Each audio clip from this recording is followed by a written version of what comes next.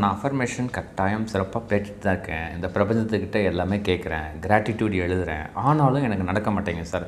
சின்ன சின்ன விஷயங்கள் நடக்குது. யார்கிட்ட ஃபோன் பண்ணணும்னு நினைக்கிறேன், அவங்க பேசுகிறாங்க. ஒரு பஸ்ஸுக்கு போகிறேன், பஸ்ஸு கரெக்டான டைம் கிடைக்குது.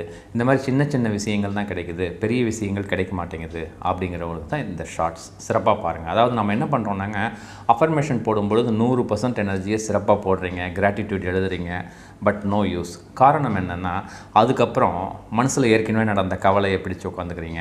யாராவது வந்தாங்கன்னா அதை பற்றி ஒரு 2 மணி நேரம் பேசுகிறீங்க. எல்லாம் பேசின பிறகு பார்த்தீங்கன்னா 80% எனர்ஜி அதிலே போயிடுது. அந்த 20% மட்டும்தான் அந்த அஃபர்மேஷன் நிற்குது. அதனால் உங்கள் பெரிய பிரச்சனைகளான ஒரு கடனை கட்டுறதோ, ஒரு தொழிலில் ஒரு லாபத்தை கொண்டு வரதோ, நினச்ச வேலை, நினச்ச தொழில் செய்கிறது, இந்த மாதிரி வேலைகளை உங்களால் செய்ய முடியல. ஸோ கொஞ்சம் யோசனை பண்ணுங்கள். அந்த 100% எனர்ஜியை அஃபர்மேஷனில் போட்ட மாதிரியே அப்படியே நீங்கள் செயல்படுத்துனீங்கன்னா கட்டாயம் உங்களுக்கு இந்த பிரபஞ்சம், இந்த இறைத்தன்மை